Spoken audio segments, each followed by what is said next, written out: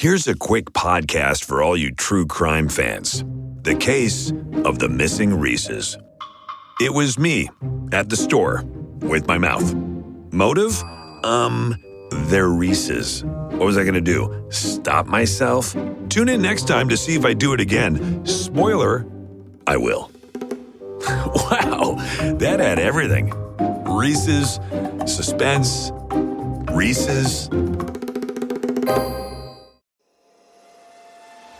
Last Podcast on the Left is all about the facts. So when Southern New Hampshire University came on as a sponsor, it was time to do some research.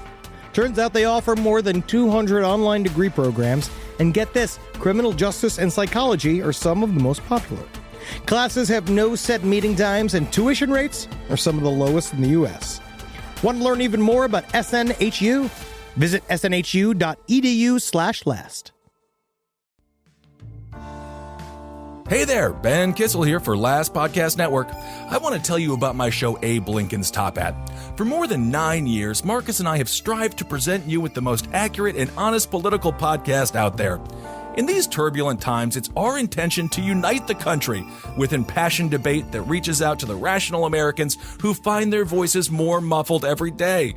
Every week, I use my political science background, my experience running for office, along with my lifelong passion to stand up for the downtrodden, the wrongfully accused, and the invisible man and woman to bring you news like you haven't heard before. Let's face it, traditional news has failed us. We promise to always tell you the truth the best we see it, and I personally guarantee to not be swayed by hyperpartisanship, but be guided by facts. To listen, search Abe Lincoln's Top Hat on any podcast platform or go to lastpodcastnetwork.com and find it under shows. Hail yourselves, everyone. Now back to Last Podcast on the Left. There's no place to escape to. This is the last podcast On the left. That's when the cannibalism started. What was that? So I started noticing something. Uh-oh. As we were going through this episode. Joe DeMambro has the same physical body as L. Ron Hubbard, who has the same physically shaped body as who?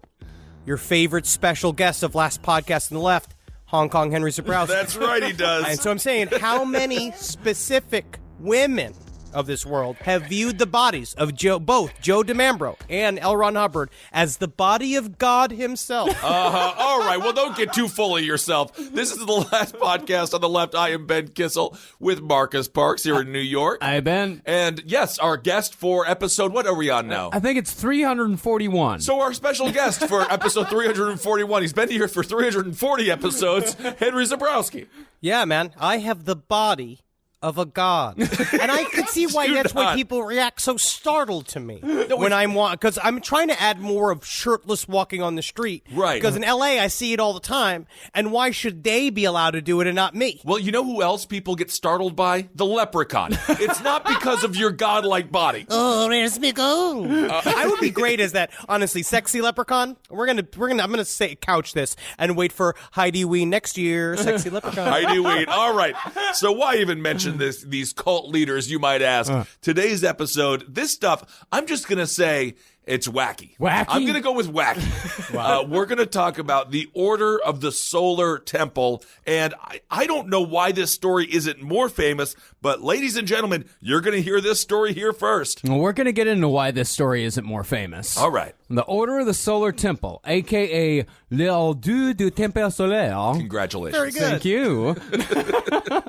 Was a largely mysterious doomsday cult that gained a short-lived worldwide notoriety in the mid-90s for the mass suicide and or murder of 74 of its members in Switzerland and Quebec. Whoa.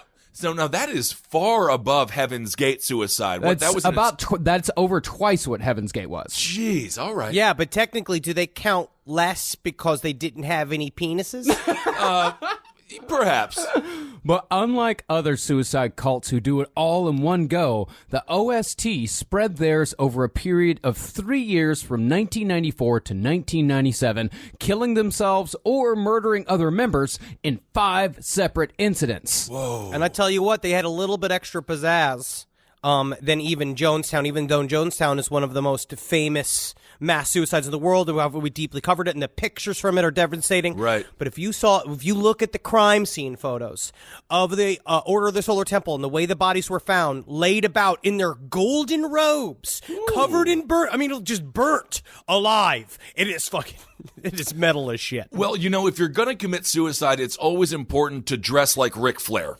Really, that is the key to a. But it is interesting. Don't forget, ladies and gentlemen, as well. I don't know why I'm saying ladies and gentlemen today. I'm channeling some inner AM radio host or something.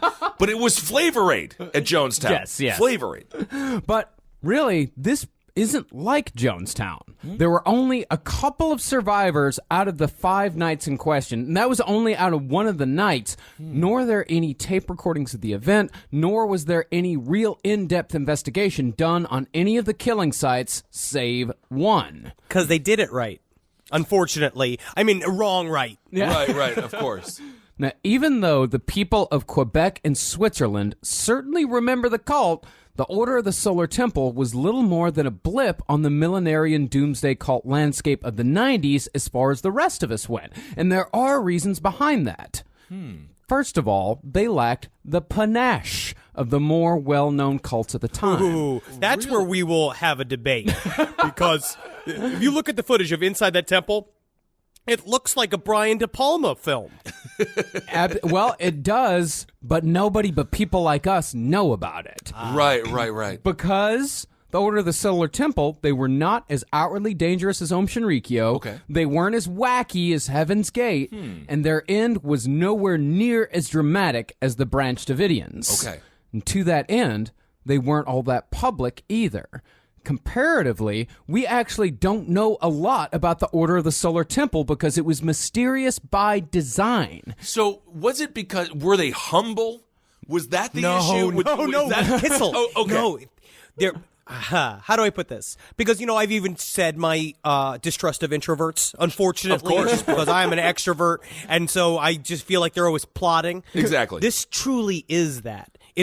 They were so not humble that they believed that their secrets truly were worth keeping. And that's why it attracted the sort of what you'd say societal high-level members, people with a lot of money, people with a lot of personal cachet, people a part of famous families. So what you're looking at is an actual, real secret society. Yeah, interesting. This whole thing was so secretive that some of the members, their close family members, didn't even know they were in the cult until those family members showed up dead. Interesting. Okay. That's true discipline within a cult. Oh, and that's hard to absolutely. get. Look at us. Within the 3 of us, we constantly accidentally tell people what the next episodes are going to be. Yeah, when of we should course. be holding those cards close to the vest, like Biggie Smalls says in the Commandments of the Crack Man. I don't know if that's the name of the song. That sounds pretty cool.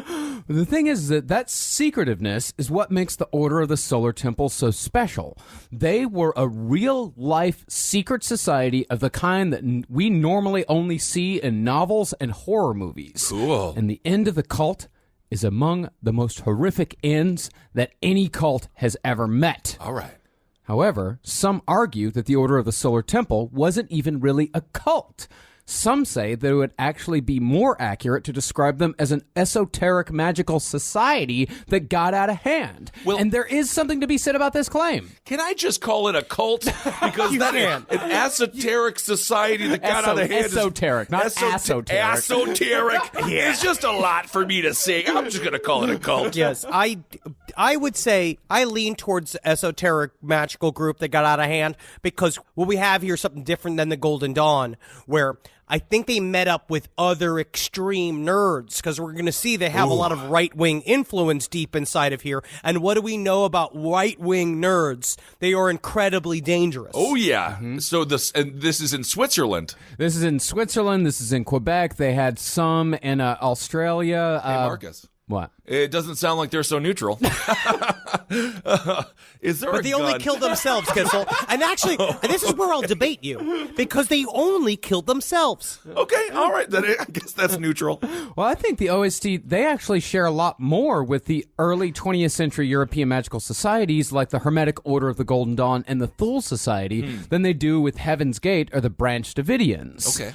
Like the Golden Dawn, the Order of the Solar Temple made their rituals and doctrines purposefully obtuse and difficult to understand. That way, when people did understand it, or at least pretend to understand it, it made them feel extra special. And that played in perfectly to the claims that the leaders made that their members were superior to the rest of society. I see. Also, never underestimate the power of a paywall. They put each layer behind a paywall. Right. Each one has to be, you have to pay in to get to the next branch. You learn more secrets. You pay in to get to the next branch. You get a cape, which is true. They love their fucking capes. Which is like a regular Benedict Cumberbatch. Love it. I Love assume it. he wears capes. Of course. And then the third one, they show up, and now you're a fucking knight. It's like an improv school, where each time you're paying to get more and more friends and influence. And sometimes you're Tina Fey, but a lot of times you're a Clinton McGregor. Never heard of him. Exactly. So it's interesting. So it seems like they write this stuff super confusing. Does anyone actually truly understand it? Or is it like David Icke's book, The Biggest Secret or The Greatest Secret, where it's all such nonsense that people are just like, I get it, but you can't get it. Can I respond? It's never about a destination, Kissel. Okay. All of this, if you read the Rosicrucian, did you read the Rosicrucian manual Every that got night. sent to us? I signed up for the actual Rosicrucian Society to read what exactly it was that they believed in, and they believe in a lot of stuff. Yeah. It's a lot of stuff, and you have to understand it's about the journey. It's about it's reveling in the mysteries. It's never just arriving in some place. All right. Yeah, well, this journey and the paywall and all that shit, that's how the OST was able to capture a membership that was a mixture of the middle class and the wealthy, with members ranging from Canadian business executives to police officers to local politicians to even a Swiss watch magnate. I mean, this is as Switzerland as it can be. There is so much chocolate and watches in this story. And skiing. It's like, what So is it? much skiing. He is a famous man of the bicyclette. And I was like, oh, he does the bicyclette? And I had to look at that up, and I was like, oh, bicycle. Oh, he's a bicycle man? People pay money to a bicycle man? So they got a Canadian businessman, I would assume surrounded by ducks. I would guess he's in the loon business. I don't know why. And then you got a watchmaker. Multiple high-level Canadian businessmen, and watches in Switzerland, that's no joke.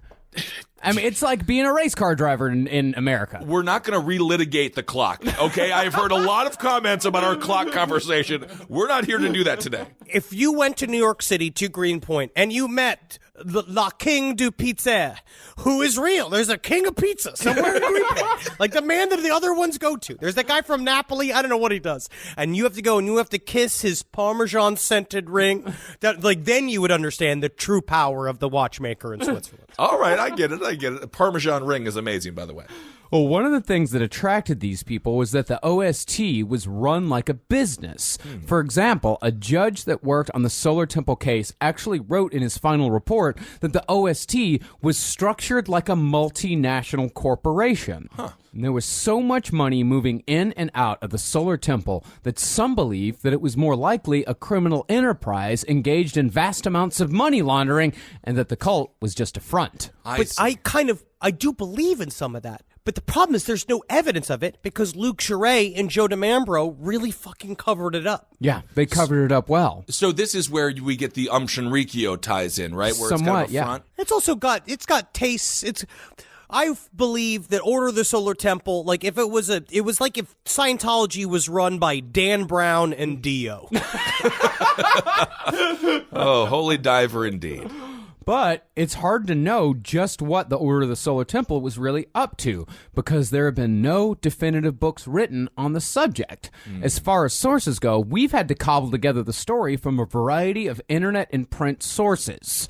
Two of the biggest sources were a collection of essays called The Temple of Death and a chapter on the Solar Temple from a book by Shelley King called The Most Evil Secret Societies in History, which is actually a solid read. It's nowhere near as trashy as it sounds. Cool. I like how trashy it sounds. Yeah. This is why every officer has to go to every single cult, knock on the front door and say, "What are you up to?" Just ask.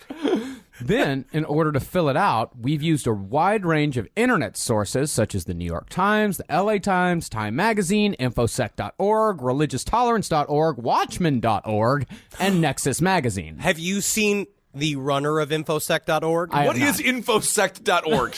He looks like if Jesse Eisenberg didn't have the 4% of charm that he has.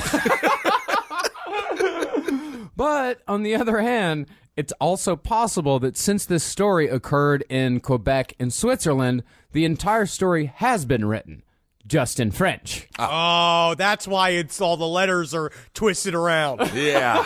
Because I was trying to look at some of the stuff, and I was like, Le bon côté, plus le pardon roi, le paquet ish. Good. I do want to apologize up front because there's a lot of because Swiss French is also different. Right. And it's got that's a whole. I think so. I think it's different. I don't know. It all blends together. But I didn't take French in high school. I took Spanish in high school. Yeah. We were in Canada quite a bit. What was it? Last year. I think.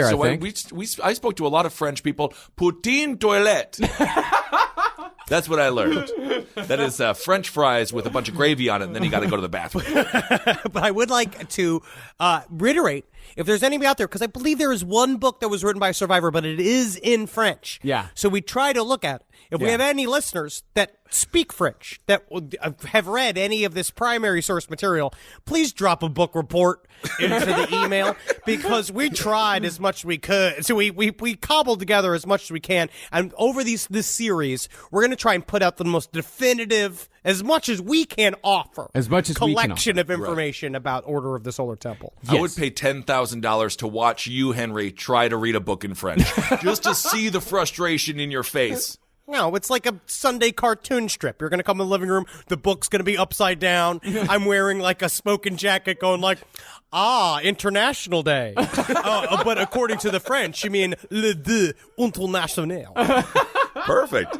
Yeah, since none of us speak French, this is the best that we can do. But we've definitely tried our hardest to make this as accurate as we possibly can. We're going to try our best to tell the story of the Order of the Solar Temple. Awesome. But there's a couple of, I heard in this story, because Marcus and I have some different interpretation of the facts, which could either speak to gaps in either one of our reading. Yes. All right, very cool.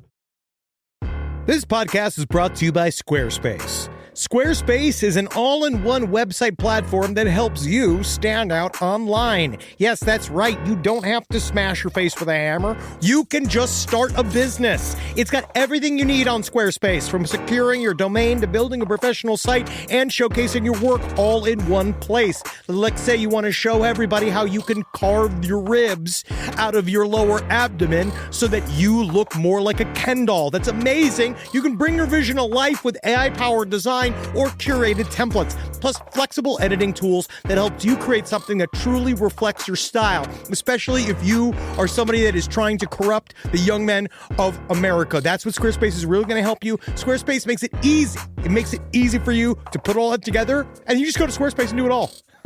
Thanks, Braden. Head to squarespace.com/left for a free trial. And when you're ready to launch, use offer code LEFT to save 10% off your first purchase of a website or domain. Is there anything better than a summer evening outdoors? Enjoy your space to the fullest with new greenery from Fast Growing Trees. I love a big, thick bush. Fast Growing Trees is America's largest, most trusted online nursery, and they can send me a big, thick bush any time of the day. It arrives at work. It arrives at my car. I can pinpoint on a Google map where it is. Send me a big, thick, brown bush. And they send it immediately when they have it, because sometimes the shaver comes to town. I remember one time I ordered a cherry wood tree from Fast Growing Trees, and my God, I couldn't cut it down no matter what my father told me to do. I had to lie to him about it, and next thing you know, I became the first president of the United States of America. And even you can become the first president of the United States of America with Fast Growing Trees. Right now, get up to half off select summer planning essentials, plus get an additional 20% off your first purchase with code LEFT at checkout. That's an additional 20% off at fastgrowingtrees.com with code LEFT at checkout. Offer is valid for a limited time only. Terms and conditions apply.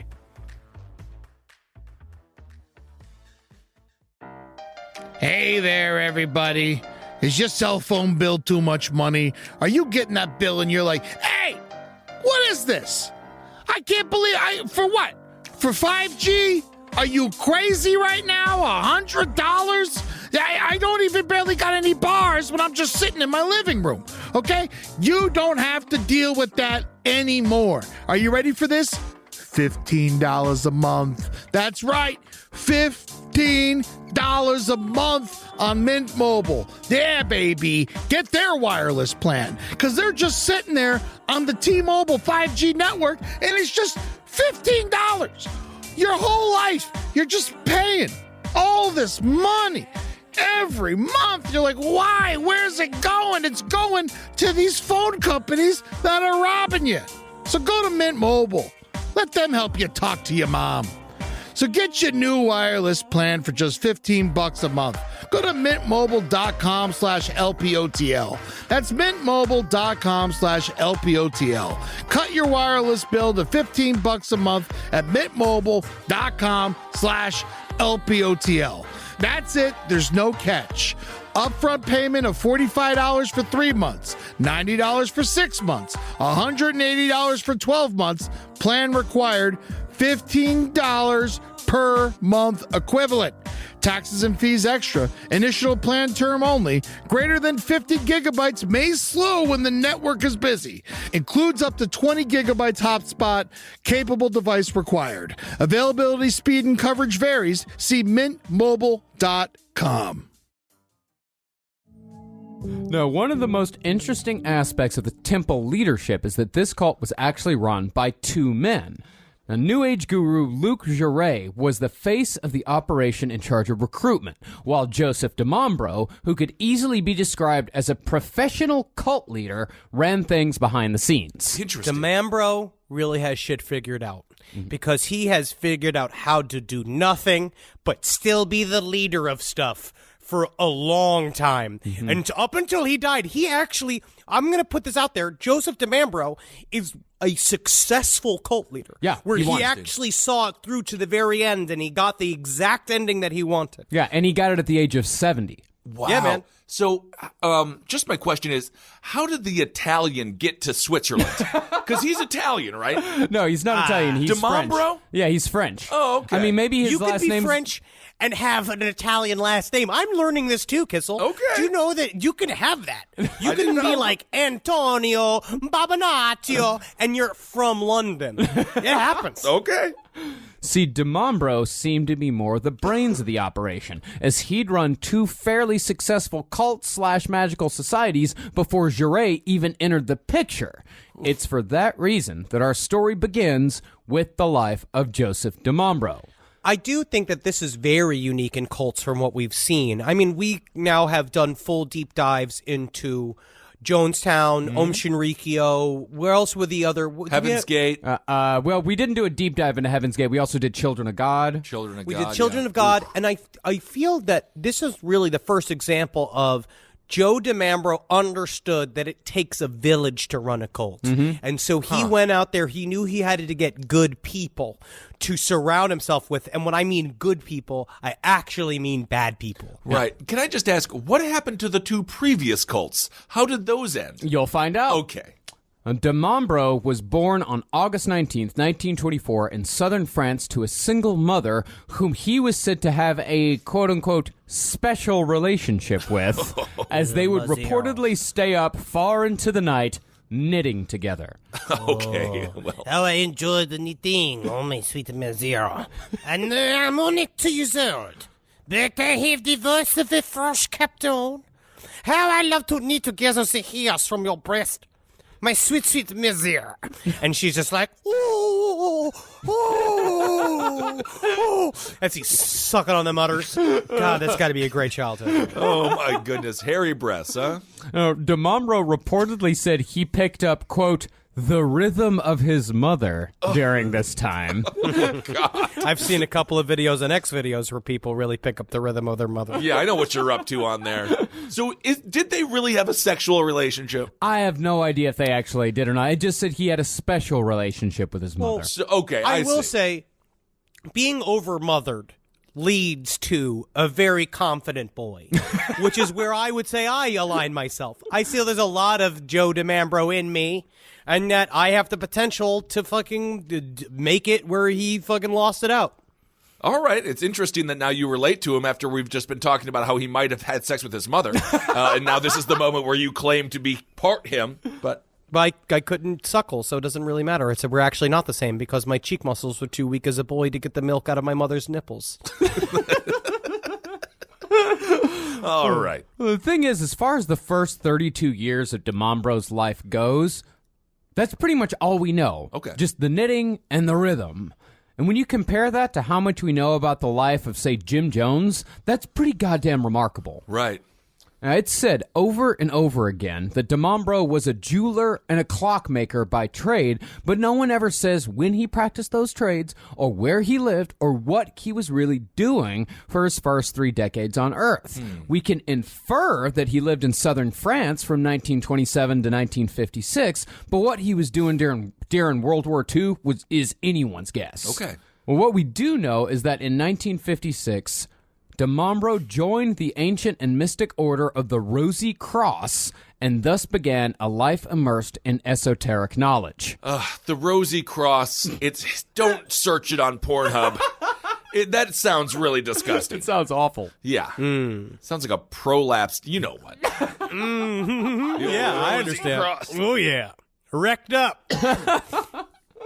The ancient and mystic order of the Rosy Cross, a.k.a. Amorc, was a Rosicrucian order founded in the 1910s by H. Spencer Lewis. And it's still around. Still around. I mean, I just joined it. Yeah. Like, these guys, they could best be described as low-impact occultism. It's very entry-level stuff. This stuff is so out in the open, I could head up to the Amorc Center on 135th Street right now and just get a belly full of information. Hold on. It's better than an ass load. So they're a low-impact, they're the Nordic track of cults? Is that what's going on here?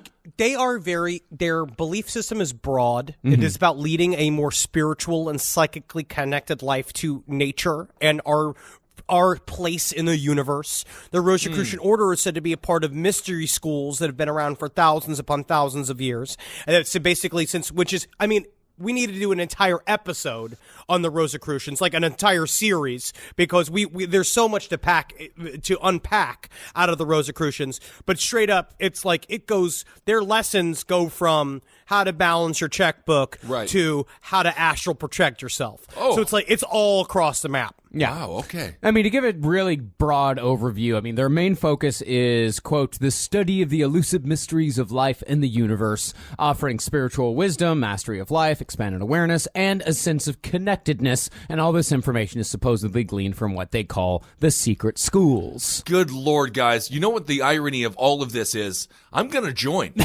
I'm going to go. It sounds pretty cool. I mean, really, Amorc, they're not a cult, even though it certainly sounds like one. I mean, nobody's making a ton of money off of this, and it seems like it's it's like a fairly innocent fraternal organization that's been around since the 1700s that once boasted Star Trek creator Gene Roddenberry as a member.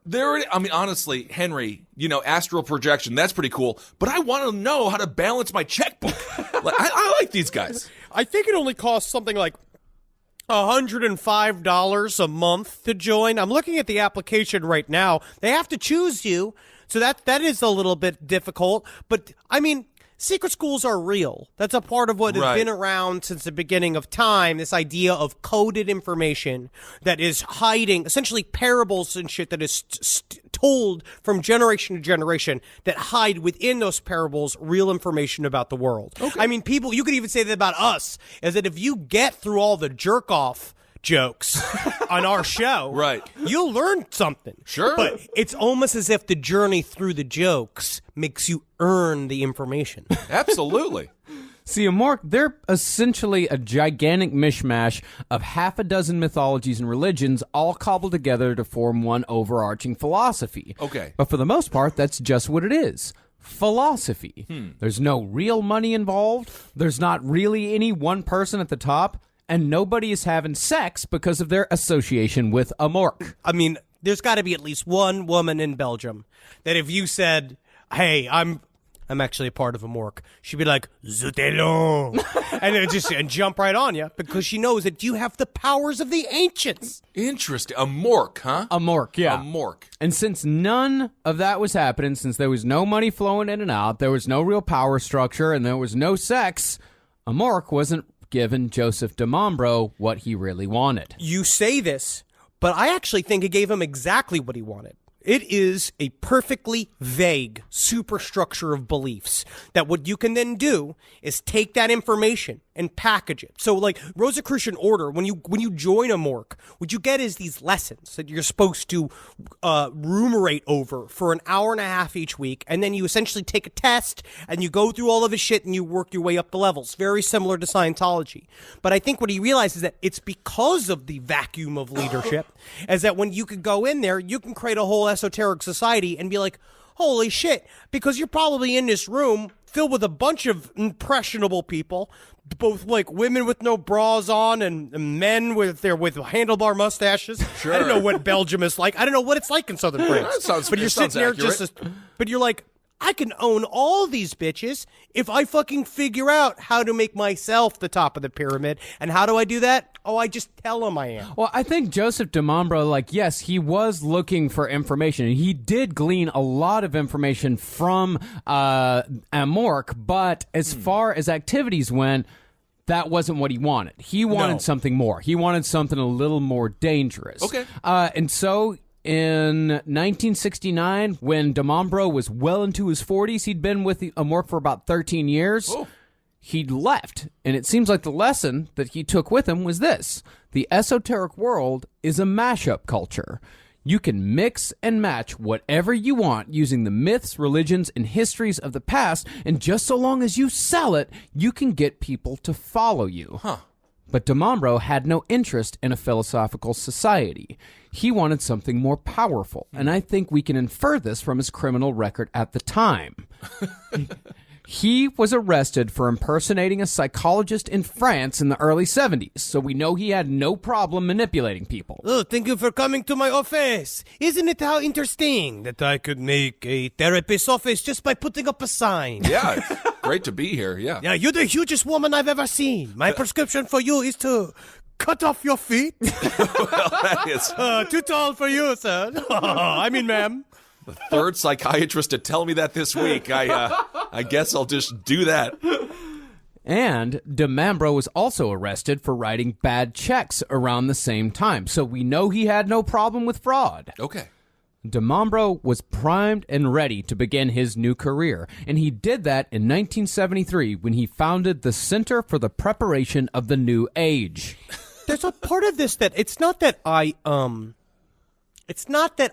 appreciate the work that Joe de Mambro put in, but I will say there is an entrepreneurship to starting a cult that I respect in a way where you look at it where, like, on some level, there's the book that we have been reading on this, the Order of the Solar Temple, the Temple of Death, has a really good breakdown of, well, you know, when we look at eventually the Knights Templar, what's really the difference between a successful cult and a religion? Right. If the successful cult manages to fit in correctly into society's needs and the things that it wants, and essentially, and there's enough infrastructure around it that then the status quo allows it to exist, eventually it just becomes legit. Like, you can have billboards up, you can do all the shit. And de Mambro was trying to mix and match it, but the thing is that showing all the check fraud and all this stuff, on one level you could say, oh, he was just trying to fake it till he made it. Right. But then the other level is, oh, he's a classless scumbag that will do anything for money. I do like that idea of of cult leaders as entrepreneurs, because in some ways they are, and I would love to see them on Shark Tank.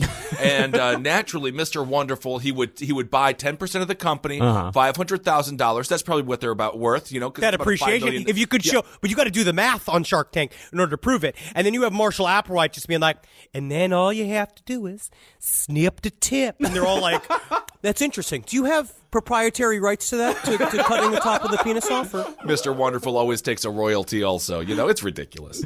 Well, still in France, de Mambro began attracting followers by convincing him that he was the reincarnation of everyone from Osiris to Moses. Ooh. And those chosen for his group, well, they just happen to be the reincarnations of famous people, too.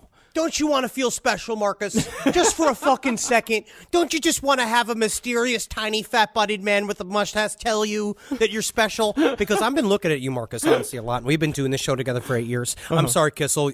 Unfortunately, your last reincarnation cycle, you were a box of chicken. You were from Kentucky Fried Chicken. You were literally just a box of chicken thighs. So you're doing great now.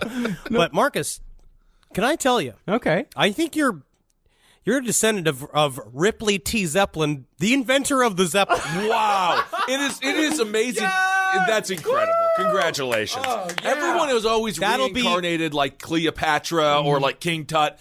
Maybe you're just the town fiddler or like the person they called like the magic tickler. And like you were crucified for doing that. Oh, just so you know, for those for those bits of information, you guys both owe me $500. Fine, here it is. De Mambro exerted complete control of his followers early on, decreeing that he was the only one with the knowledge and the foresight to pair his followers in marriage. And these people could only have children if and when de Mambro allowed it. Well, this is sort of, can I actually say, but this is when the center of for the preparation of the new age was kind of already clicking along. Mm-hmm. Up until then, he was throwing a lot of Rosicrucian shit at them and then hit them with, I also can see your life cycles with my mind's eye. Well, deciding when people have relationships and then deciding when they can have kids, that's really intrusive stuff here. Yeah, extremely so. Now, the reasoning behind this was that since everyone was a reincarnation of someone famous and powerful, selective breeding would naturally produce the strongest offspring that could usher in the said new age. How many women were Marilyn Monroe? That's what I want to know. Can you be multiples, or do you only get one? I think that de Mambro was allowed to be multiples, but most everyone else could just be one. Luc Jouret, that we'll see later on, he started pulling the reincarnation bit in Canada, and he would switch it up. Okay. He would very often do the, I had the vision last night that you are in the previous life, Marilyn Monroe. And the only way for me to prove it is that I have to test it with my penis. Uh-oh. And then the next morning he'd wake up and she'd be like, I'm so glad that we had that conversation last night about me being Marilyn Monroe and how I'm going to be bride of the cosmos. And he's just like, yeah, about that. It seems that my mind's eye has made a bit of a blooper. You have to leave. You have to get out of here. You know what? I don't care. People always say, I want to come back as Marilyn. Come back as Ruth Bader Ginsburg. That's what I say. Well, what Henry's saying is absolutely true. And, so funny. and Jouret, and he would do that with everyone. He wouldn't just do it with women. He would do it with the guy who'd be like, hey, guess what? Last night, found out you're Moses. Now you're a leader. And then the next day, he would wake up. Yeah, dude, it's you. You're Moses. You're a leader. Oh, yeah. Come on, let's go. Yeah. Okay. And then the next day, he would wake up and be like, you know what, dude? I was wrong. You're not Moses. Guess what, Ben? You're Moses. Cool. I love You're not Moses. So it sounds, I mean, honestly, they sound like a mix between Billy Mays, R.I.P., the greatest pitchman of all time, and then just somebody trying to get laid. It's like Billy Mays and a pickup artist. Yeah. You got to start somewhere before you become a deity, and that's how you start, man. This is the bush leagues of being a god. Okay. Yeah. Call me a squirrel, 'cause I'm covered in acorns. That's right. So many people are focused on where their money is today. And Acorns is the financial wellness app that cares about where your money is going tomorrow. Let Acorns work for you. You put acorns in the ground and you're gonna get trees tomorrow. That's right, investments. And with the Acorns potential screen, you could find out what your money is capable of. I always do that. I'm like, I want to invest in something that I like. Let's say cheeseburgers. Okay? That's kind of hard to do. Acorns will help you find a cheeseburger that is right for you. So sign up now, and Acorns will boost your new account with a $5 bonus investment. Wow! Join the over 14 million all-time customers who have already saved and invested over $27 billion with Acorns. Head to acorns.com/left or download the Acorns app to get started. Paid non-client endorsement. Compensation provides incentive to positively promote Acorns. Tier 2 compensation provided. Potential subject to various factors such as customers' accounts, age, and investment settings. Does not include Acorns fees. Results do not predict or represent the performance of any Acorns portfolio. Investment results will vary. Investing involves risk. Acorns Advisors, LLC, an SEC registered investment advisor. View important disclosures at acorns.com/left. Summer schedules can get busy fast with camps, vacations, sports, family time. And, every single time Carmi eats a block of dark chocolate, we got to take her to the emergency room. You know how much time that takes. All right, IXL makes it easy to keep learning part of the routine in just a few minutes a day. IXL is an award-winning online learning platform that helps kids truly understand what they're learning, whether they're building math confidence, strengthening reading and writing skills, or reviewing science concepts. From pre-K through 12th grade, IXL offers personalized, interactive learning that adapts to each child's level and pace, which is great because Carmi has been really slow in biology, and Wendy has really been struggling with American history, mostly just because she doesn't agree with the way it's being taught. So it's really important. You making an impact on your child's learning. Wendy, as soon as she gets her chicken, she is ready for all of her lessons. And Carmi just really has to eat 5 or 6 bites of liver, beef liver, chicken liver, and then she can really get down to, I'm hoping this is the year she reads To Kill a Mockingbird. So really, IXL, thank you. Make an impact on your child's learning. Get IXL now. And Last Podcast on the Left listeners can get an exclusive 20% off at IXL membership when they sign up today at IXL.com/left. Visit IXL.com/left to get the most effective learning program out there at the best price. All right, I know what you're thinking. I like to go banking, but I don't want to give to these big old banks all the time that cater to the 1%. Well, go ahead and get yourself hooked up with Chime. It's banking built for you, not just those rich jerks. And they got thousands of fee-free ATMs because why pay to get your own money? Chime is working for you, man.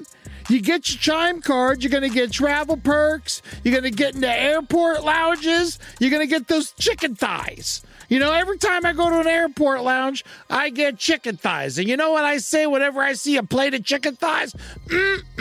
Give me more. Chime's going to get you those chicken thighs in these lounges, all right? Sure, they could serve other types of meat, but why would you when chicken thighs are so delicious? Chime is not just smarter banking, it's the most rewarding way to bank. Join the millions who are already banking fee-free today. Head to chime.com/left. That's chime.com/left. It only takes a few minutes to sign up. Chime is a fintech, not a bank. Banking services for Chime Card provided by Chime's bank partners. Optional products and services may have fees or charges. Stated cashback for Chime Prime only. No minimum balance required. For more information on travel perks, go to chime.com/disclosures. Well, as far as pairing everybody up went, when it came to the reincarnations, let's say if someone who was the reincarnation of Moses were to unwittingly get together with the reincarnation of Cleopatra, you're gonna have all sorts of problems there. Naturally, of course. Yeah. Do we want to create another Jamie Kennedy? One is enough. But if you mixed Cleopatra with, say, King Arthur, then you got something special. Okay. Yeah, you do. And Mambro said that he was the only one who knew the path to successful breeding. He was the breed master. Okay. I like the term, the breed master. I kind of want to just get a what it says, like, official breed master license and go in like, y'all should fuck. Like, back around. Yeah. Sounds like a horrible horror movie where you get it, like one of those movies where you just see the cover back in the day, the VHSs, and then you put the VHS in, and in this case it would just be a bunch of horse insemination, and you're like, why am I watching this? It was a cool cover, but this is disgusting. So while Mambro was heading up the center, he started picking up lackeys that would follow him until the end. One of those was respected Swiss orchestra conductor Michael Tabachnik. Now, Tabachnik would eventually go on trial in the late 90s for his involvement in the Solar Temple. And there's a lot of speculation as to how much he was really involved. But we do know that he had extensive knowledge of the occult and at the very least wrote many of the materials that would eventually be used by the Order of the Solar Temple. Okay. So together, de Mambro and Tabachnik took some of de Mambro's followers and moved to Geneva, Switzerland in 1978. Very nice. There, they rebranded the Center for the Preparation of the New Age into the Foundation of the Golden Way. This is important because this is Scientology did too. It's about shifting locations and names and stuff. So essentially, you're even confusing the people that are already involved. Picking up new, basically by changing the name, like remember New Pepsi? For some reason, you get a fucking bump every single time you change the name because people go like, oh, what the hell is that? And it starts with these lectures. But also de Mambro very smartly held out for these type of famous people like Scientology did, where he understood like, I need respected members of society to be involved in this to bring people into the fold. So if he was a cult leader now, he would get Instagram's Norbit, Frenchie in the News, Doug the Pug might be able to be a member of the cult. But I don't think Doug the Pug can be flipped. No, I don't think so either. He's honest. As the sun burns, he is honest. I actually have a story about Geneva, Switzerland. My grandfather had a lot of money in the banks there. Did he? But we're not going to go into that. Oh, weird. I wonder why he had to hide all that money. No, it's fine. I mean, he wasn't. I thought he was a country that was famously neutral in a certain war. Whatever, man. Yeah, it just feels weird that he had to strap a bunch of money to his body in order to cross a bunch of country lines to go put it in an unnamed Swiss bank account. Yeah, but he was before ATMs, so it was a little bit more difficult back then. So, now, even though things were going fair to Midland when it came to de Mambro's Egyptian-based Cosmic Children hodgepodge, he was missing a hook, something romantic to really capture the European imagination. And the hook that he eventually found was the Knights Templar. I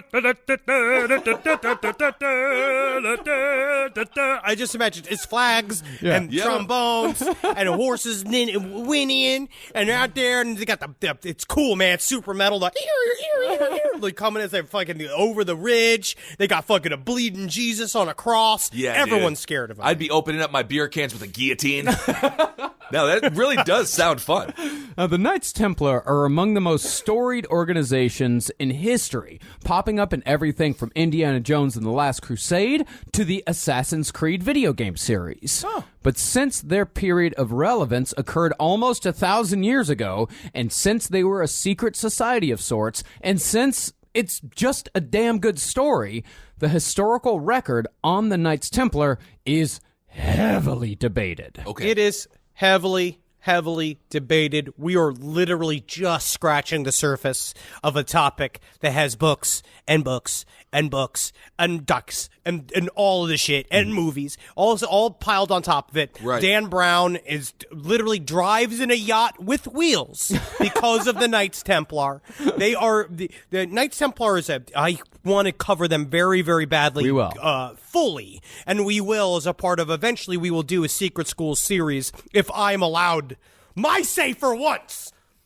I think that you get your say I wouldn't say you get your say. I think you get your yell quite a bit. But of course you make great decisions. Now, when you're debating this, you're not allowed to wear pants, right? Is that the rule where it's like the debate has begun, remove your pants and then sit and then, I don't know, assume whitey tighties? Well, concerning the debate, as we've discovered with the Order of the Solar Temple, the fact that the Knights Templar are so heavily debated isn't that surprising. I mean, we can barely figure out what happened with a secret society that existed only a couple of decades ago. Right. So you can only imagine how difficult it is to come to a consensus about a secret society that existed 700 years in the past. A true secret society is a beautiful thing. Because what they've learned over periods of time, it's like what we've seen with the Freemasons. Now the Freemasons have a new Netflix series where they're trying to be super transparent about everything, which makes me just trust them even more. It's like the new Pope. I hate that shit. I hate when you're now, so now we're nice. Right. But a part of it is when you create the wall of secrecy, the wall becomes a mirror. and then you can put whatever you want onto it, and that's exactly what they want. But the Knights Templar is debated because of the workings of it, because we're going to see it became way more like McDonald's than the Illuminati. Interesting. Okay. So what we're going to give here is the Occam's razor version of the story, told as succinctly as we can get. So the Knights Templar were a Catholic military order that was established in the year 1119 between the First and Second Crusades, back when Christians decided to take back the Holy Land through a centuries-long campaign of warfare, torture, and murder.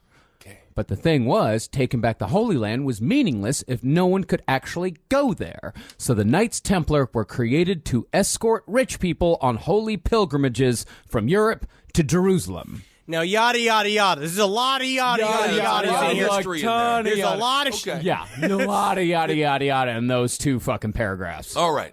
So know that, but the Knights Templar were either a group of rapists and murderers that were kicked out of England because no one would go. Right. It was either that because they offered indulgences to people that would go to Jerusalem to fight the Crusades. So they think maybe they went and they gave all these guys a clean slate spiritually to go. Okay. Or it was true royal bloodlines.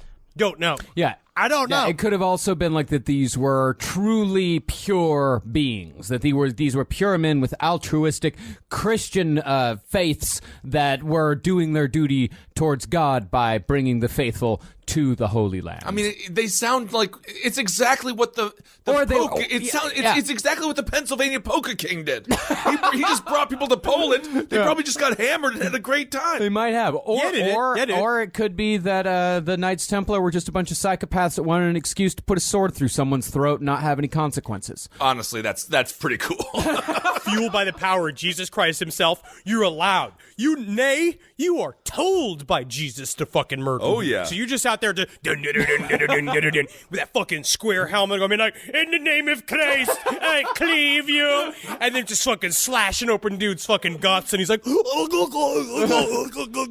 then the guy next to him is like, should we have asked them to convert first? No, God will do it. And the other side. But even though the Knights Templar were definitely among the most feared combatants of the Crusades, only 10% of them actually saw any combat. The other 90% were administration. Their racket was to hold on to the valuables of pilgrims while they were off on their little jaunts, and while they were gone, the Templars would charge interest, essentially inventing modern banking as we know it. And also, that's the problem with our public school system, the bureaucracy.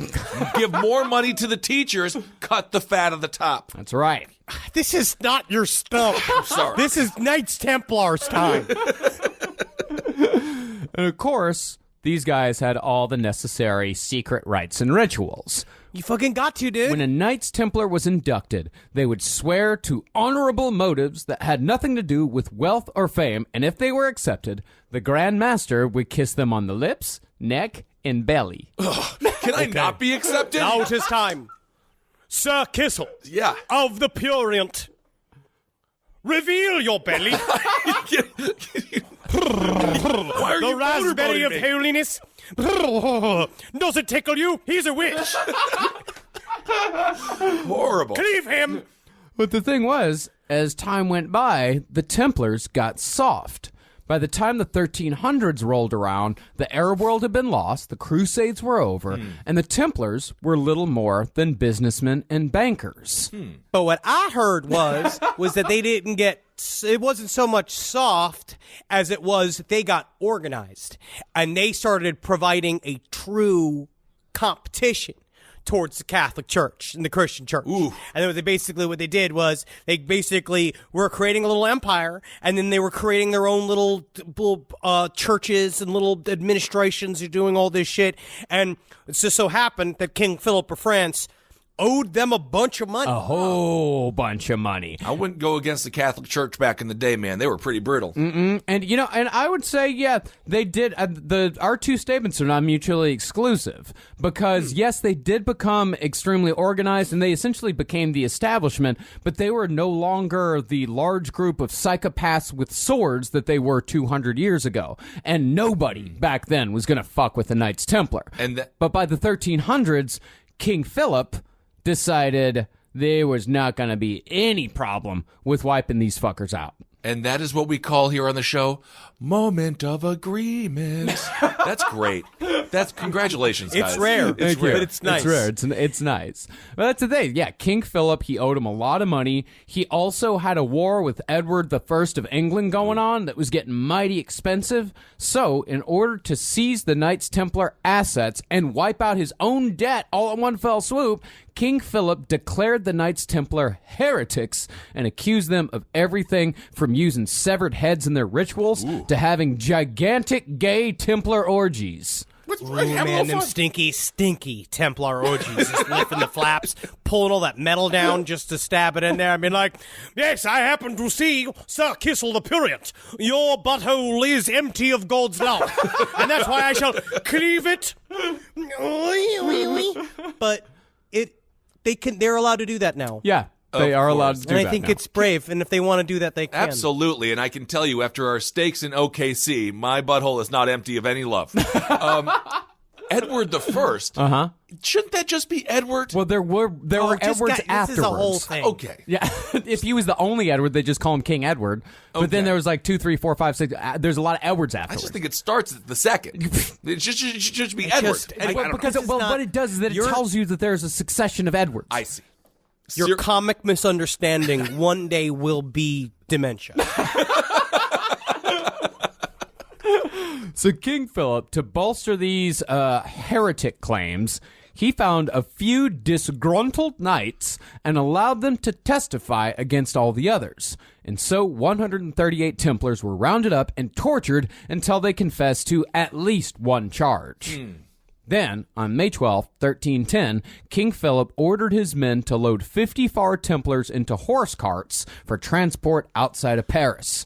There, the king's men unhitched the horses and burned the men alive right there in the carts. Ooh. Essentially putting an end to the Knights Templar. Okay. Now, to come back, remember this. This is the story that is then used to fuel Order of the Solar Temples and the idea of the retribution for the Knights Templar. I see. And the concept that they then existed in secret for years and years and years, passed on by secret members of the Knights Templar. for centuries. And that weird fake fact would be used by cults and various esoteric groups for the generation. So this allows them to claim victimhood, right? To say, we've been persecuted in the past. Growing up, I heard a lot about the Romans throwing Christians to the lions. It's like everywhere. And it did happen. It was just a long time ago. Yeah, it kind of came out on top. And honestly, the Christians kind of, they spent that whole cachet with, the Crusades. Yeah, because they kind of flipped it and reversed it and became bloodthirsty psychopaths and monsters. Interesting. For a little while, for a few hundred years. What's a few hundred years among friends? Now, of course, it's not just the martyrdom of the Knights Templar that makes them attractive to esoteric groups. There's also the fact that, to put it in the most human way possible, the Knights Templar looked super cool in a way that frankly appeals to nerds. Okay. Yeah, it fucking does, dude. It's metal as shit. It's fucking, you're out there, you got the armor and shit. Nothing makes a fat man look better than armor because it covers it all up. Yeah, I mean, of course, fat men look great dressed like toasters and other appliances. Naturally. Yeah, it's pretty much the aesthetic is the knight in Monty Python and the Search for the Holy Grail, the one that guards the bridge that gets all of his limbs chopped off. That's pretty much a Knights Templar aesthetic, but you make it white instead of black. Okay, I see. No, dude, and you also have it directed by Guy Ritchie. The whole thing is that that guy is supposed to be a fucking badass with his fucking beard hanging out of his fucking chainmail, and he's got a huge broadsword covered in the blood of heretics and shit. It's fucking awesome. Can I just ask, what the hell happened to Guy Ritchie? Did Madonna just ruin the guy? I think he's got a new movie coming out, actually. It's supposed to be like a... King Arthur was not It was brutally bad. Well, so because the aesthetic appealed to nerds and because of the whole victimhood martyrdom thing, a resurgence in Neo-Templar societies founded by intellectuals and occultists came in the early 1800s. And by the 1950s, hundreds of these organizations existed throughout the world, with many of them claiming that they were being initiated as Knights Templars from the spirit world by ascended Masters of the Temple. Honestly, I do get it. That is much more exciting than being Steve. That's an exciting life to live. I get it. And burgeoning cult leader Joseph de Mambro looked at this super interesting mythology that had an attractive built-in iconography that was rooted in a familiar religion, i.e. Christianity, and he said, yeah, I was initiated too. Okay. Hell yeah, dude. You just claim that you're a Knights Templar. And then all of a sudden you are. That's the magic of suggestion. Okay. Or lying. It's also lying. Oh, you say one way, I say the other way, because I consider myself a bit of a entrepreneur. Now, de Mambro wasn't the only person knocking around Europe in the 70s that was obsessed with the Knights Templar. Another man, much younger than de Mambro, was about to enter the scene. That man was the second half of the Order of the Solar Temple's leadership, Luc Jouret. Now, Luc Jouret had what de Mambro didn't have, which was he had the looks, he had the gumption. He sounded like, remember in Home Alone when they're all in the hotel watching the French television and watching the French television shows? He looks like those French actors. Which is like, I couldn't understand what was all in French. But it is very romantic, very sexy. Yeah. 5 o'clock stuff. Very calming. He's a low-key type of guy, but that was exactly what de Mambro needed. Now, since Jouret was a good 20 years younger than de Mambro, we got a little bit more information concerning his early life, but again, compared to guys like Jim Jones, there really isn't much. Luc Jouret was born in 1947 in the Belgian Congo in Africa in what is now known as the Democratic Republic of the Congo. Okay. Now, we don't know what his parents were doing there, but soon after Jouret's birth, the family returned to their home country of Belgium. I think it's safe to say they weren't like community organizing or like building. I would assume what they were doing there is nefarious. Well, no. In that point in the Belgian Congo, they were trying reforms. Oh, okay. They were like there was like an economic growth and like starting in the mid 40s up until the 60s, and then a revolution came, and it became the Democratic Republic of Congo that we know and fear today. I see. Now, the only thing we really know about Jouret's personality growing up comes from his younger brother, who said that Jouret was a gifted, competitive child who was an accomplished alpinist by the time he was a teenager. What is an alpinist? Mountain climber. Oh. Say mountain climber, you Frenches. I'm just repeating what the brother said. I get it. Brother said alpinist. I'm going to call him an alpinist. That's a great way to say someone who's trying to escape their family. That's really the Alps, and then you're an alpinist. Yeah, it does sound like. Well, yeah. Did you ever see that live show, The Puppetry of the Penis? Nope. I watched them in college. Yeah, and it was quite interesting. Yeah. It seems like that could also be called an alpinist. Hi, my name is Alpinist. I am the creator of Puppetry of the Penis. Absolutely, of course. It does make a lot of sense. Then, when Jouret reached his late teens, he began consorting with a group called the Walloon Communist Youth. Do they walk backwards? What is the Walloon? That is just... It's fun. It's cute. Okay. They're trying to make it cute. I don't know. I mean, it sounds like when we say Walloon, like it's different than like, say, if you're speaking French, you're like, Walloon. Communist Youth. Oh, yeah. Okay. Wallon. Walloon Youth Communist. They do sound like a cult that invented the duck face in the selfie pictures. These guys presumably made up of a bunch of teenage Belgian communists. Okay. After that, Jouret took those communist beliefs with him into the Belgian army, where he served as a paratrooper. There, he told one friend that he would, quote, help communism to clean out the army. Although I have no idea what that means. All right. I don't know. Help. Because it didn't seem like it worked. No. Because I don't think that they take to it. I don't think they take to a new 17-year-old communist being like, we should all share the same bar of soap. And they're like, get out of here. But following that, Jouret attended the Free University of Brussels and became a licensed physician, which would become one of Jouret's main selling points, because if you can't trust a doctor, then who can you trust? In the book we were reading, in the Temple of Death, Jouret, in an interview with this reporter, actively says that the doctors of previous society, which I have no clue if it's real or not, were at the shamans and the priests of their society. So why shouldn't a doctor move closer to being a priest? And that a doctor should have the same level of importance to his flock as a priest does. So he should be both controlling their body and their spirit. Okay. But soon after beginning his practice, Jouret became disillusioned with the medical profession and set off traveling the world in search of himself, where he picked up acupuncture and homeopathy. Now, for those of you who don't know, homeopathy is the practice of treating a disease by giving the patient small doses of natural substances that in a healthy person would create the symptoms of the disease.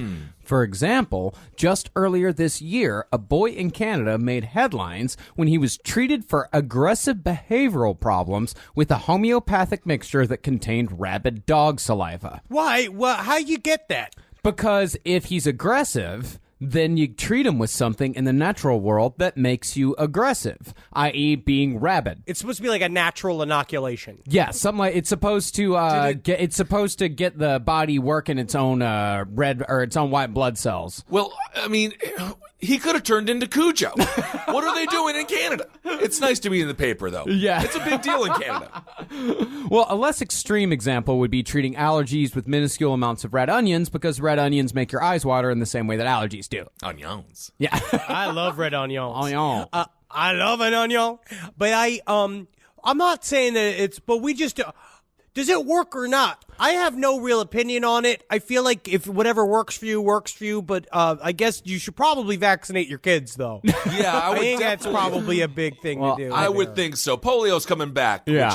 which is a problem. That's a bad thing. Yeah. Now, I do know in Switzerland it is legally recognized. In Canada, it's legally recognized. It's you know. Yeah, I just feel Canada, they wear the same colored denim on the top and the bottom. well, nothing wrong with a little tuxedo. Come on. Well, the point is, though, is that homeopathic remedies eventually became Luc Jouret's bread and butter. By 1976, Jouret had set up his own homeopathic clinic in Belgium, and since the two are closely related, Jouret started getting into New Age belief as well. Usually, if you're into homeopathy, you're probably into crystals, too. I took another notice that you are getting very fat. So I will literally give you some bread and butter. Yes. Because it makes you fat. And you think that maybe you eat what makes you fat and you get skinny? I don't know. I was hoping for the bread and butter treatment. Hell yeah. But the New Age stuff wasn't Jouret's only interest in the esoteric. He also just happened to be obsessed with the Knights Templar, and reportedly had been from a young age. And since he was starting to amass a bit of a following with his homeopathic clinic, he started meeting with other people in Europe who were also in the New Age game. And one of those people was Joseph de Mambro. Ooh, so he had his own little Magnolia Bakery going on. Not Magnolia Bakery. Magnolia Bakery is here in New York City. I think it's the Magnolia Farms. Was it just the farms? Yeah, you're talking about... JoJo and Chip. We saw the silos. You saw the silos? We saw the silos, Yeah, it's not Magnolia Bakery. And we had to explain to you in Waco as well that you were not going to be getting cupcakes. I remember you just being like, insight into our traveling. We don't need all that. We definitely drove a half hour out of our way because I wanted to get a shirt for Jackie. And I remember Kissel being like, yeah, I guess it's fine if we go over there. I can get myself a cupcake. I was like, no, that's not what it is, Kissel. And you're like, see me and tell me. I'll go up in there. There's not going to be any fucking cupcakes for us? And I was just like, no, there's not. There's not a bakery. It's not going to be anything. We're just trying to get a shirt. And then we arrived, and it was a fucking 2 lines around the block. Yes. Fuck this shit. I don't like that your impression of me is like the fat guy from Varsity Blues. Do you remember that guy? Good Lord. Well, de Mambro and Jouret, they didn't join forces immediately. Rather, de Mambro introduced Jouret to another guy who was obsessed with the Templars. That man was Julian Arrigas. Oh, man, this fucking guy. Now, Arrigas is a hard guy to pin down. Some say that he was a former member of the Nazi secret police known as the Gestapo. Others say that he was just an interpreter for the Nazis, but still did 4 years in prison for collaborating. Okay. Either way, though, the guy's a fucking Nazi. Okay. He was a straight up for real Nazi. Like, not a nude Nazi, not a alt-right Nazi. He was an actual, had a uniform. Right, okay. And white supremacists of all stripes have flocked to the Knights Templar for centuries like moths to the flame. Ah, I see. For example, because, these guys are, they're crusaders. Right. They take the white man into the Holy Land and kill the brown man. And a little understated fact about white supremacists and the alt-right, they're fucking nerds. Yeah, they dude. really are nerds. That's why they're worth. I love nerds. Let's not malign nerds. Okay. I love nerds. The problem is aggressive, evil nerds. Yeah. The evil nerds, which we've already covered with the Nazis, they Right. still exist. Yep. And they need to be stamped out, number one, by not fucking them, and number two, by physical force. All right. These guys were, Anders Breivik was one of them. Yes, we'll have to cover him in the future. Yeah, I mean, Anders Breivik, he, if you'll remember, killed 77 people in Norway Yep. in just one day in 2011, claimed to actually be in the Knights Templar. I see. He said that he was part of a secret Knights Templar underground cell that had members all over Europe, and the reason behind the massacre was to draw attention to his far-right anti-Muslim manifesto that was largely a plagiarization of the Unabomber manifesto. Okay. He just switched out some words. Right. Now, Anders Breivik was probably lying about the vast underground network business, but at the very least, Breivik loved cosplaying in a homemade military uniform that featured a Knights Templar medal as its centerpiece, and Knights Templar iconography plays heavily into the imagery of quite a few modern far-right groups. I love cosplay. I think it's adorable when you cosplay as Daredevil or as Killshot or something I like that. sexy cosplay, too. Yes. I like that quite a bit. Military cosplay is a special kind of intense. I want to say the word nerd. I don't know what's the other word for it. But military cosplay. Those people are like, they can be scary. Yeah, they really can be. But the right-wing groups always ruin all the shit. It's like they ruin Al Sutra. Yeah. Where they take all the symbolism and then they pervert it for their own dumb shit ends. I hate Right. this shit. Because it's Templar rules. But I hate that they've been used to do bad things. Oh, yeah, and the alt-right's been using it as well, the whole Deus Vult thing. Have you heard about that? Yeah, of course. Yeah, it's all Knights Templar shit. I see. Yeah. Now, Origas never did anything close to what Anders Breivik did. His game was a fairly successful Templar-based cult called the Renewed Order of the Temple. We actually know very little about their beliefs outside of their obsession with the Knights Templar and their aping of Rosicrucian themes. What we do know is that Jouret and Origas got along like gangbusters. Okay. And Jouret joined the Renewed Order of the Temple in the early 80s. At the same time, Jouret got friendlier with de Mambro, and Jouret joined the Foundation of the Golden Way as well. That was de Mambro's cult that he was running. So this became the traveling Wilburys of shitheads. Okay, so how many cults are we dealing with right now? Right now, we just 3. got 2. Right now, it's just 2. It's Origas and de Mambro. Okay. No, we got Luke Jouret's cult, too, that he's dragging along his members with. Well, it's not a cult. Luke Jouret doesn't have a cult yet. He just has a follow. Like, he has That's a small the homeopathic following. That's stuff. the homeopathic. Those are his patients, I guess. Right now, Luke Jouret has good customers. Okay. But it's not quite a cult just yet. I see. But besides his affiliation with these groups, Luke Jouret was becoming a star in the New Age world in his own right. His homeopathic clinic was getting more popular, and as a consequence, Jouret was gaining his own followers. And when Jouret realized that he really had something special here, he took his message on the road, giving lectures at New Age bookstores around Europe, preaching the virtues of naturopathy and ecology. Okay. So a part of his central tenets were that disease was caused by bad things going into the body, and that he also felt that spiritually pollution was created by bad things going into our souls on planet Earth. So it started with a really light message about eating healthy, taking care of yourself, and all this shit. But he immediately would shift right into this Age of Aquarius stuff, saying that the Age of Aquarius was coming, and the only way for us to make the spiritual jump to the Age of Aquarius was that we needed to cleanse our souls and we needed to cleanse our bodies. And because if not, we're going to be, he didn't clarify what would happen. But he Interesting. did say it would be best to prepare yourself for the jump. He is already planting these seeds. I'm going to say also, I'm just going to go out on a limb here, 60s and 70s, the worst pop song, Age of Aquarius. I hate that I song. kind of love that song. What, I really? love that song. This is the dawning of the age It of drives me Aquarius. Well, why did I do Age of Aquarius. It's always like hot hippie chicks dancing and guys with long mustaches kind of shimmying next to him. Yeah, I mean, like Henry was saying, I mean, this is all pretty innocent stuff in the early days. And of course, you know, it's a mostly positive message, and it's delivered by a handsome, charismatic guy. And so Jouret gained even more followers. More like fans, Okay. I would say. But in 1983, Origas died, leaving the renewed Order of the Temple leaderless.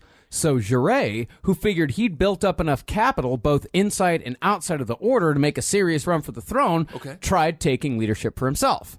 But his run failed, and the Origas family forced him out. One guy that was a member of the Renewed Order of the Temple in one of the docs I watched, I believe it was the Witness was the documentary series. What he said was that they actually did a whole ceremony. There was like, they came, we had the pomp and circumstance, Luc Jouret entered, and we did the switching, we handed the scepter, and then the family was like, nope. No, like they're trying to get the whole ceremony going, and then literally people going like, stop it, you're not leader yet. But it's like, but I do not understand, we've already blew the trumpets. And it's just like, no, we can't blow the trumpets until we filled out all these trumpet firing forms. Ah, interesting. So he was real close. Really close, yeah. And a lot of members supported him being the leader. And that's when Mambro got an idea. See, Mambro, he's doing all right as a cult leader, but he was terrible at recruiting. Yeah, because he was a little fucking troll. He's a very gross little man. Yeah, and he was great at picking up weirdos who were already into this shit. Right. But he was bad at getting the regular folk through the door. Yeah, you want to expand the base. So when Mambro saw that this good-looking, eloquent, charismatic Belgian named Luc Jouret was looking for a new home, Mambro asked him if he'd like to be second in command of something new he was cooking up, and Jouret agreed. I'd like to make an announcement to all of my followers. I have decided to take my talents to South France.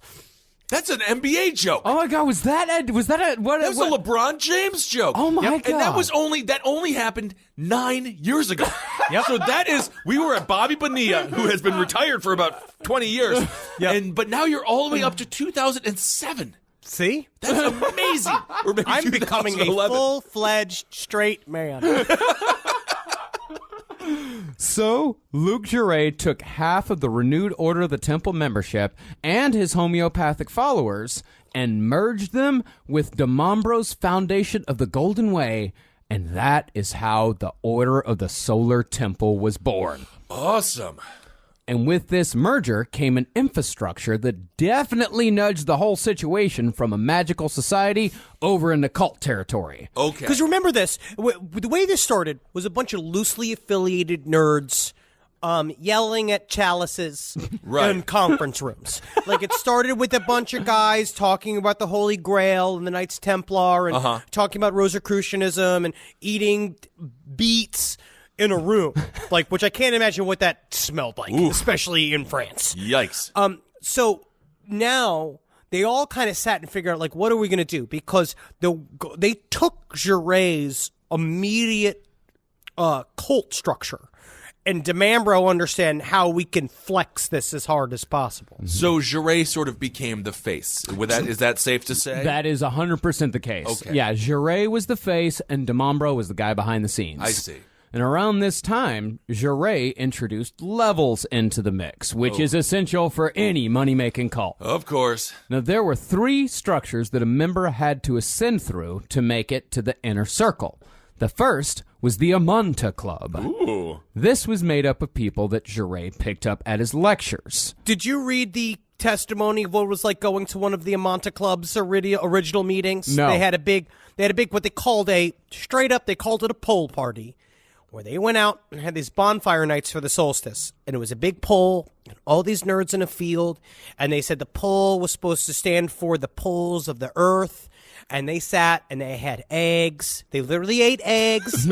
And they went around the pole with the streamers. And there she's sitting watching it. And that some of them, a lot of them got tired. Some of them stayed up to watch the sun come up, which was supposed to be the main crux of the meeting. I mean, honestly, man, it sounds like a perfect meeting for Edith Massey from Pink Flamingos.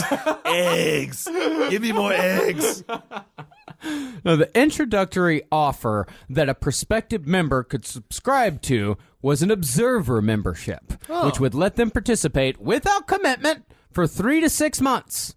And if they decided to join, the price was 142 Swiss francs per quarter. That's How many francs? How many francs is dollars? That's 8 hot dogs. 100 Swiss francs. It's $2. But then I want to see how much back. this is. But then we have to do it. This is 70s money. Yeah, well, this is 1984 money. 1984. It says 9 hot here. dogs. 9 Wow, it's a direct conversion. Cool. Huh. So $142. So quarterly. So you're paying about $1,000 a year. I would say a grand a year. That's introductory, though. That's expensive. It's a middle class expense. Okay. And If you get a cape, honestly, that's pretty much worth your money right there. I got $300 for MUFON, and that's all. Like this time, I got the hat, I got the new polo, I got the lanyard. But now I find out that when I sign up for the VIP thing, I get a new VIP inspector polo, and then I get the platinum lanyard. Man. It's cool. Yeah. It's very cool. Congrats. Is the new shirt, is it more breathable? It's worse. It's a terrible shirt. Very good. Now, once people were a part of the Amanta Club, they would then be in charge of spreading the word by booking more spots at more New Age bookstores for Jouret. I see. And they would do one hell of a job, as Jouret would go on to speak at over 200 functions. And these lectures seemed like they would be, when you first checked out the advertisements, you think, this is typical New Age feel-good time, because, this is what one of the advertisements said. Quote, Luc Jouret, physician, speaking on love and biology. Ooh, interesting. See, it's kind of romantic. A little bit. It sounds cool, and it's very innocent, because that's what he would do. I mean, this was really before it got sinister. Yeah. It obviously was always a grift. But the thing started as, he was doing the inspirational speeches, and they were trying to figure out. They really just, in the end, before they wanted to murder everybody, they really just wanted to control everybody. I see. So it's like when you see a sign that says comedy, live comedy night, and then you go in and someone it's a prop comedian. Yeah. And you're like, this has all been a lie. Well, I mean, even though it wasn't that dark in the early days, but it definitely had an edge to it. Because when you went in, you heard Jouret preaching about ecology and healthy living and all that, but the tone was starting to get a little more apocalyptic. He said definitively that the end of the world was coming and that we'd all be killed by either a collapsing environment or supervolcanoes or both. So he's a fire and brimstone nutritionist in a way. Is that which is a rock and roll nutritionist, man. Okay. Rock that diet, buddy. Interesting. But the audience members could avoid all of that if they followed Luc Jouret. Of course. And if a person bought that line of horseshit and joined the Amanta Club, they were then eligible for the Arcadia Club. But only those who were deemed worthy were asked to join this level. You couldn't apply for this. You had to be asked. Honestly, this is fucking UCB. Yeah, it's UCB. This is Michael Ian Black, and what's the other one? Amy No, it's Poehler. not Michael Ian Black. No. It's Amy. It's all of them. It's fucking Matt Besser. Nobody outside of New York City knows what the fuck UCB is. Or they don't know what UCB is. They don't know what improv classes are. All right, forget about it. They know what improv classes are. I've seen that in several cities. And I think you recognize your improv teachers a little bit in Luc Jouret. Yeah, absolutely. Now, if people bought the first line, they'd be asked to join the next line. Okay. Now, once people reached the level of the Arcadia Club, they were given more advanced knowledge that Jouret said would enable them to move towards a higher consciousness. And of course, the price went up exponentially at this level as well. What are we at now? Well, I don't know. We don't know. Absolutely have. I have no idea. It's the prices where it says "ask the manager." You know what I mean? Where you're fucked. That's Interesting. Yeah. Okay, but we can assume it was pretty expensive. Pretty expensive, because just like with Scientology, each level came with a set of prohibitively expensive books that outline the theology. But the trick is, as it is with Scientology, that information only raises more questions. Of course. And those questions are only answered if you reach level 3. The top level was the International Knighthood Chivalric Organization of the Solar Temple, which I assume sounds a lot smoother in French. But I will say you get the cape. Well, this is where you get your cape? You get a cape at every level. So you could have 3 capes at this point. You get a white cape at the first level. Okay. You get a red cape at the second level. And then the third level, black. Ooh. Black fucking cape, dude. That's so badass. That's what I want from my cult. Yes, I want merch. My white cape would be just filled with like ranch dressing and ketchup just immediately. I see that you have turned your white cape, Signor Kiseo, into more of a Dalmatian colored cape. Well, the third level came with an extraordinary initiation fee. This is where only the richest and most powerful would be allowed. Okay. And it demanded, quote unquote, severe discipline. Yeah, man, you have to not slap Luke Jouret every single time he says something dumb about how tomatoes will make you not gay anymore.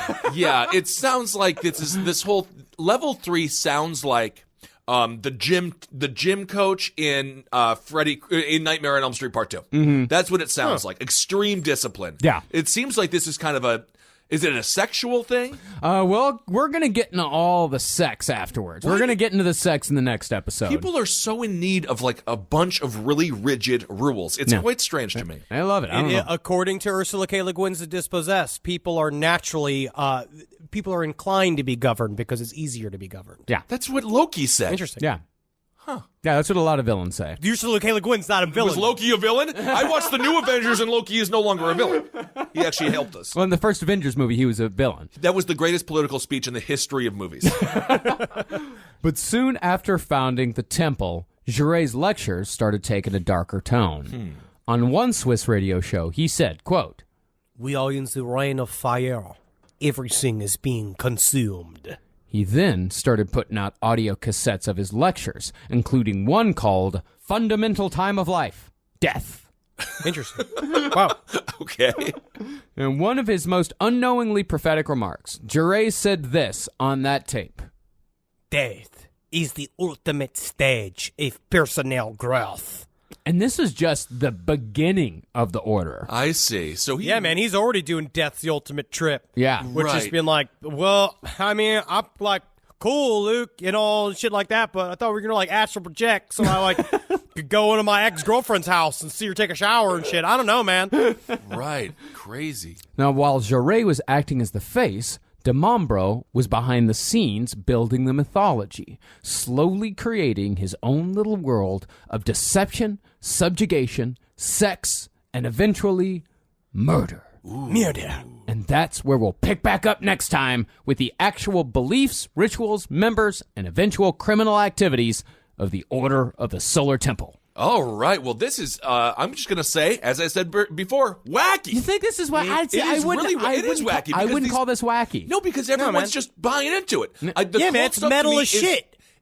We can go metal, but it is just funny to me how, it's just how easy. It seems easy, too easy to start a cult. People That's all are I'm saying. They had a couple under We their have, belt. the amazing thing is that we have no idea how many cults exist just in this city that we're in right now. Of course. How many cults are in New York City right now? How many Buddy, cults are in I'm Los Angeles right I'm in now? Los Angeles. I almost just joined a cult when I was doing yoga. They show up all the time. You never know when this shit pops up. I Right. love cults, though. This is still my favorite of all the. This is my favorite. Me too. Of all the true crime subjects, Right. Because you can really get into it and you can see yourself. Because I do believe in this life, man, you're either a leader or a follower. All right. And so, like the Marines say, which I've always believed, you got to lead, follow, or get out of the way. Right. You know what I mean? And that's on a T-shirt. No, I've also not. seen a T-shirt where it says on the back, where it says, "If you could read this, the bitch fell off." Yeah, no, in no way is that a bumper sticker side by side with the Confederate flag. No, that is just totally all right. The Order of the Solar Temple. Well, awesome stuff. Part 1, yeah. Part 1. Yeah. This is going to be a 3-part series. Yeah. All right. Yeah, are we doing 3 parts? We're doing 3 parts, buddy. All right. Awesome. Let's get this going, man. I'm fucking all about it. And I tell you what, today, you know what I'm fueled by? And I'm going to do a plug for a listener who sent me this. I don't know who sent it to me, and they sent it to me a while ago. But I love my Spring Hill Jack coffee, but I just got a Man-Bot coffee. It's real good. All right. Very good. Very good. Yeah, so I'm about to take a big old shit. Wonderful. Being fueled through this. Because I don't know if you can hear this. We're all, like, pretty sick. I know. So a lot of us is- Well, we were on tour, for a week, and that of course, I came back with a cold sore so large that it my top lip began overlapping my bottom lip. A night to remember. We want to thank everyone in D.C., Dallas, Austin, OKC. It was awesome. It was so great. Everyone was so incredibly cool. And honestly, we spent a little time in Dallas. And in full disclosure, we were a bit like, I wish we had more time in Austin. But Dallas, I loved the bars out there. Great bars. We had a great time. We got to see the election in Texas. A lot of sad Beto fans out there. But it was fun, though. Positive overall, guys. Positive overall. Positive Great. overall. You can listen to Abe Lincoln's Top 10 for all that kind of stuff. Just remember, if you fuckers can turn Lubbock blue, that is an accomplishment. All right. Well, we had a great time. we had a blast time. And then we're going to be in Indy in Chicago next week. I'm really excited to be so cold my balls fall off. Because it's currently 77 degrees and sunny in Los Angeles. Of course. And I'm not ready for your onslaught of reality. No, it's fine. We spent yesterday in 25-degree weather and stinging ice snow. It was interesting. And that'll be, when are we doing that? At the end of the month? That's going to be November 30th in Indianapolis and December 1st in Chicago. Awesome. And next week, we have to do Thanksgiving, so we're not going to be with you. Yeah. Yes, but we are taking a break. But what we're going to do is Side Stories is still going to come out. We'll do a Side Stories. Side Stories coming out. We are going to be prepping for these next 2 episodes. The content we have over December, I'm so fucking excited for. We have a bunch of stuff we've been waiting to get to for many years that we have been tackling, because a part of it's being like, if we don't do it now, what are we gonna do? Wait until we're fucking dead? Absolutely. So yes. Anyway. And also don't forget the a little bit of plug here. Don't forget, it's Christmas season. Christmas is coming up. So if you would like some gifts for your loved ones, go over to lastpodcastmerch.com. Absolutely. Or lastpodcastontheLeft.com and follow the link to the merch page. We got some fun Detective Popcorn plushies for everyone. Absolutely. That I think would be a Don't fuck wonderful them. little gift. Please stop fucking them. Well, I don't know. who. Don't fuck them. But a part of it is that part of that December rollout is that we're going to be filming our live show in December, and we're going to be pushing that to you guys.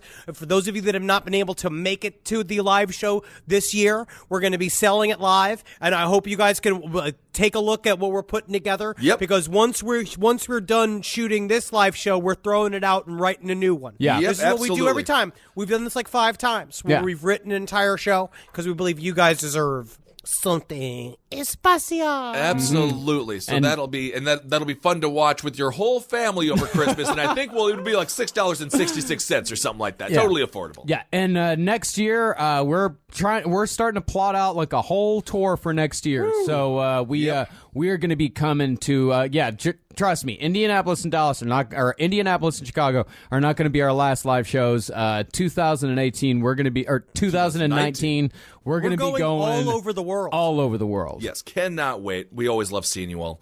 All right, everyone. Well, thank you so much for listening, and thank you for giving to our Patreon. Should we request $1 million for Six Flags? Well, this is going to be our new idea. I mean, we actually have to put a heading on our Patreon page, but we got a new Patreon level, $1 million a month. Six Flags on us. Six Flags on us. Six Flags on us. If anyone That's wants easy to it, do. we will take you to Six Flags, and we'll have a hell of a time. And it's on us. And it's on us. It's on us. The And whole trip will be on even us. if you just do $1 million for 1 month and can't, that's okay. We'll still go to Six It's Flags. so fun. On us. On us. It's on us. You get any of the rides you want to go on, any of the corn dogs, any merch. We'll get the On fast us. pass. You can stack We're a not bunch going- of hats on my head. I don't care. All right, everyone. Thank you all so much for listening. Hail yourselves! Hail Satan! Elgin. Hail me! And a magustalations. And may the memories of the Knights Templar go far into space. Honestly, it does sound fun to, clink some beers to. Yeah. Yeah. It does. Hey, Side Stories listeners, this is Henry Zabrowski. You may recognize me. I'm the host of this podcast along with the other fucking monster, Ben Kissel. And I'm here to tell you about Trollville, a new series brought to you and created by me, Natalie Jean, and Sina Ghaznavi. This show is about what happens when you take an internet troll and you watch his online behavior slip into his real life and see how does it change him. Is he ready to join society? We've made this project with a lot of love on our own dime. I'm really hoping you guys will enjoy it. It's $1.99 per episode and $5 for the entire series. It's over 50 minutes of my body jiggling back and forth. We're really, really proud of it, and we hope you guys can check it out. It's on Vimeo. The URL is vimeo.com/on-demand/Trollville. Again, that's vimeo.com/on-demand/Trollville, which is troll as in pieces of troll, and Ville, V-I-L-L-E. Please check it out. I think it's a fucking masterpiece for my sweet, slippery fingers. Hail Satan. Hey, podcast listeners. Mr. Ballin here to let you know we are now publishing 4 times a week on my podcast, Mr. Ballin Podcast, Strange, Dark, and Mysterious Stories. That's right. You'll be getting 4 new episodes a week covering unbelievable mysteries, chilling true crime, and stories so strange they sound made up. But they aren't. They're all true. Don't miss an episode. Listen to and follow Mr. Ballin Podcast, Strange, Dark, and Mysterious Stories wherever you get your podcasts or on YouTube. Hi, I'm Jake Grez, also known as Nurse Jake. As a travel nurse, I've worked in all kinds of places, different settings, cities, and climates. Every assignment brings on a new challenge, which is why I always bring my figs. These scrubs are built for whatever the job throws at you. They're breathable, flexible, and comfortable in any environment. No matter where I land, I know they're going to keep me looking and feeling my best. And don't sleep on the details. The pockets, the features, the finishing touches, everything has a purpose, and it makes a real difference when you're moving nonstop. The fit is clean, tailored, and super polished, and they come in a huge range of colors. In other words, they feel great throughout a 12-hour shift, and they always look good. See every healthcare professional on Instagram. If you work in healthcare or know someone who does, check out Figs and get 15% off your first order at wearfigs.com with code FIGSRX. That's wearfigs.com, code FIGSRX.